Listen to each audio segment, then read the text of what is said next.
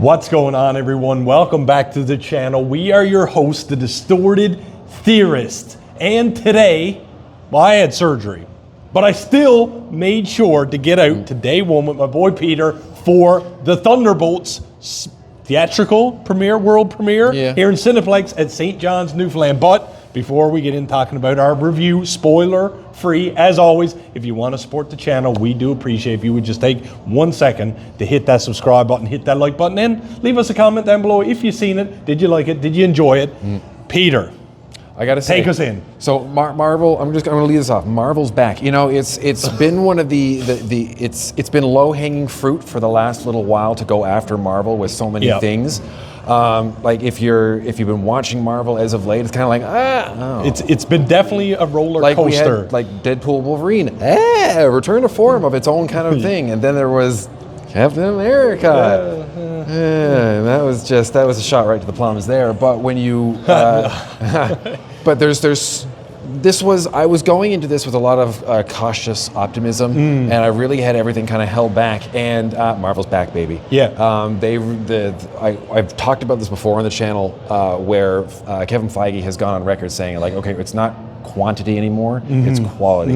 And we do know that there was a couple of mishits with previous films, and especially with the new Captain America. Like there was 3 sets of reshoots. But I mean, we even said it even about the Captain America film, just to clarify a little bit. It's not that the film was bad, it's just that a lot of it was just spoiled in the trailers, which has happened a lot, but I think Thunderbolts at least managed to keep some stuff close to the chest. There was some stuff that was which I think Marvel is learning those lessons. But it's always fun. We were speaking about this leading up to it. It's always fun to see a team-up movie. I mean, these days Marvel is always giving us those, what they called overload of cameos, but this was a little different. This was essentially all of the anti-heroes, if you will, that we know of old, coming together in a way that was nicely done as well, tastefully done.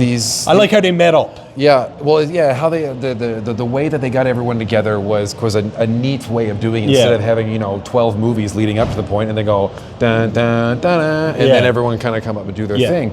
But even if you remember in the Avengers, them coming together was still like, doth mother knoweth you weareth her drapes? Like there was a whole bunch of that fight and everything. That's what I'm talking about. And there was the offering of the blueberry and zapping Bruce Banner, and they basically had their differences before they came together as a team, and that's what this movie is about. But instead of having Captain America and having the Hulk and Thor, you've got, well, the second Black Widow, so White Widow, or whatever you want to call it, Yelena Belova. You've got Ghost, who was the forgettable villain from Ant-Man and the Wasp.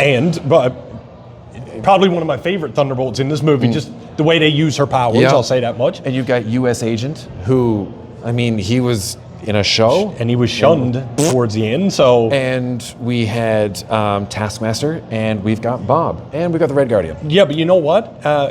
Bucky, the Winter Soldier. Oh, right, sorry. I thought you said Bucky. What I did like about this is that some of those, again, I'll say heroes for lack of a better term, they were, like you said, somewhat forgettable. So it's almost like Marvel said, you know what? Even though we did this not great stretch over here, let's give these people that should have had a bigger spotlight back when, let's give them the spotlight one more time to see if we effed up or if it was actually just the characters are unlovable. And I think, well, they've got their answer at this point. I've always liked Florence Pugh as the Widow, anyways. And David Harbour does well as the Guardian. U.S. Agent is not. It's not the greatest. Yeah, it's not some. It's not going to beat on my top tier of heroes in the Marvel universe. He's not beating out Chris Evans as Captain America, or even Sam Wilson, really and truly. Yeah. Anthony Mackie. But Sam Wilson. But you did say one thing. Yeah, how the first Avengers, they came together, dealt with their differences, except for this team. They have their differences, but at the core, they're all the same. They're just really bad people who've done some really bad things that don't think they're salvageable. But you put a label on it, and they're starting to become heroes, which is really cool because they're more relatable. Instead of being like, I'm Captain America, and I stand for the justice and good of everything. Like, no, you don't. You've had your dark past. Look what happened in the Civil War, and then you got Thor. Like, I'm Thor. Like everyone's just like, I just killed like an orphanage. The only caveat that, again, we're going to shine on the positive and negatives in this review is I felt the Thunderbolts are somewhat a little one-dimensional from the Avengers, only because you have a list of super soldiers. You have one person that phase. You have a couple humans, and of course you have Sentry, Void, as we've seen in the trailers. But the Avengers had their own thing. You know, you had a guy in a suit. You had a super soldier. You had a Hulk who was gamma radiated. You had a god. This is a lot more grounded, yeah, condensed. It's not street level. Not street level, but which is we are more used to grounded and street level due to the nature of the latest couple of heroes like Ms. Marvel and Daredevil, of course, just finished up. So it's brought everything back to Earth, but we know, as the Fantastic Four trailer has been out now, the cosmos are still also at play. So it's really cool to see. It's more just the space race, really and truly. But yeah. Same thing. We're going to be talking about in about 2 months. But the thing that I really liked about this movie too was like obviously everyone had for the most part really good chemistry with it, and Julia Louis-Dreyfus as Valentina Allegra de Fontaine. She shone. She was the villain. Yeah. Was she the villain? But she shone. But she's smart. She's Tony Stark as a villain. I know. Suit. But she has an agenda, is the word I want to use. She's marketing. And you don't really get to appreciate that whole agenda until the movie concludes. So this is why you got to sit in your seat, pay attention to every little detail, because everything has a meaning in this movie, and it does come full circle. Something I really appreciated in this as well is that it wasn't like, yes, there was CGI. You can't throw someone into a wall and get them to dust them off. Obviously, there's going to be work. But there was some stunt work. There was some mad stunt work in this, and I was a huge fan of the more practical stuff that they were able to do, flipping cars, which we've already seen in the trailer. But you know what? what? See it on IMAX was something else. But you know what? Even playing off that comment, one thing I found myself in this movie thinking, like literally I dwelled on it, was that it didn't almost feel like I was watching a Marvel movie in some ways, but in a good way. It felt like it was a standalone. It was almost just like I was watching an action movie sort of kind of thing, and the story kept me intrigued, so I was getting best of both worlds, but in the back of my mind, knowing I was watching a Marvel movie, I was like, oh right, this is going to lead somewhere to the continuity of the multiverse saga. So, and there's something else in this movie that I really appreciated as well, because it was kind of a fresh take on something that like people deal with. Like everyone else is like, I need my shield, and the world's going to end. But our Void character is dealing with something, and I don't think we've really dealt with anything that's close to mental health beyond what's another element? Tony in Iron Man 3 when he was having PTSD. Yeah. So beyond that, I mean, I'm sure someone can come up with another example from any other movies when people are feeling sad or feeling or whatever. Right. It's like, well, they had this in one of the Marvel movies too, but there's something that this takes a deeper dive into. I'm not going to get into specifics because you need to watch the movie, but it was kind of a refreshing take instead of just like, they're bad. Yeah, there was a... There was more to the fight than fighting. If that makes any sense, and we can leave it at that. It's still a fight. Oh no, I mean fighting. No. But that's what I mean. It was still a fight. It was a struggle. So if you know, you know. If you don't, go watch the movie. But it is, because this is something that a lot of people deal with, and when you mix superpowers with it. Yeah, I know. And the thing is, I feel like after this movie's been all said and done, I still 100% don't know where we go from here. There's so many. I think Marvel just started placing puzzle pieces, and they spread out for a while. Now they're coming back together, but there's still so many pieces yet to be placed. Well, we know Fantastic Four. Fantastic Four with the, like you said, the cosmic part. That was kind of a real pivot after the Kang Dynasty kind of went with Doomsday and all of this stuff. So that is where we're headed now. Like, we've got the Fantastic Four. Do we have anything else coming from the Fantastic Four before Doomsday? No, I think this is the last Marvel project that we're like full honestly, on. Well, we know that they're shooting Spider-Man 4, but we have no idea where that falls in the cosmos. It does. It's supposed to go between Doomsday and Secret Wars. Okay, so as for between Fantastic Four and Doomsday, I don't know. Do we have anything on the docket? Like, I don't think so. I think they're keeping it pretty close to the chest. I keep thinking Superman. Different thing.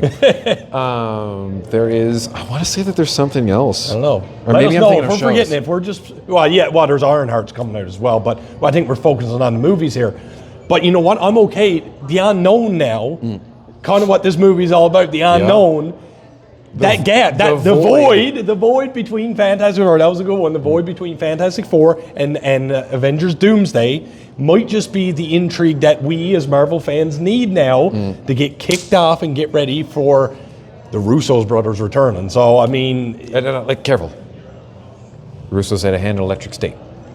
Well, I'm going to trust them. Which wasn't a terrible movie, but it wasn't too. I'm going to trust them. Listen, I'm going to trust them with my Marvel stuff. They worked well with Kevin, and so Kevin, we're on a first name. So that's what I'm saying. Say this. But even back to the Thunderbolts, imagine those characters eventually going to be handled by the Russo brothers, plus all the other ones that we know that are at play. It's just because that's the first video. We know that I think there's at least one more casting block the chairs that they're supposed to reveal. And the Thunderbolts were in those chairs. So if you've seen that video on YouTube, I won't spoil it just in case you haven't. Go see it. Go see it. I mean, it's a long the video. future is looking bright. But Peter, I know at the end of all these videos, you love to give us a rating to start off, and I'll give you mine. Where does the Thunderbolts sit on a scale of 1 to 10 in the grand continuity of the Marvel Cinematic Universe? Just because of how fun it was and the fact that I'm glad that Marvel's back, 9. 9? 9. I'm gonna give it. I enjoyed it. There were a couple of low points, but they weren't like dirt low. They were just kind of like, we're back. I'm around 8.5 for me. Like I said, I did enjoy the groundedness of it, like we said. But I think the reason it might get that 8.5 is because it's given me that intrigue for future. It's a return to form too. Yeah. Like with the first 20, 25 minutes of the movie, I was like, I feel like I'm watching Iron Man again. And just with the humor and everything. And for anyone who doesn't know, there are 2 end credit scenes. There's a mid and then there's a post. And the post is a very, very long one, which I read beforehand that it is the longest Marvel post-credit scene of all time. And make sure you stick around for it, because it's a whopper. Yeah. And there was, again, added to a lot of intrigue of this team and where are they going to go. That's why we can't say anything, because we know you don't. So, but ladies and gentlemen, thank you so much for joining us for our spoiler-free, out-of-the-theater reaction review and breakdown of Marvel's new The Thunderbolts here in St. John's Cineplex. Asterisk. And we do find out. Yeah, we won't say what that means. We won't say that means. You got to go find it. And it wasn't what the marketing said it was. That is correct. Everyone was coming out and they're like, these posters are saying it. It's not that. Just go see it, all right? As always, if you want to support the channel, we do appreciate if you would just take 1 second to hit that subscribe button, hit that like button. And as we said, if you've already seen the movie, feel free to talk about it all in the comments. We'll read it, we'll reply, and let's chat about where the future of Marvel Studios is headed. And with that, I am the real Jussy. And I'm Peter Parkour. And like we always say around here, keep it real.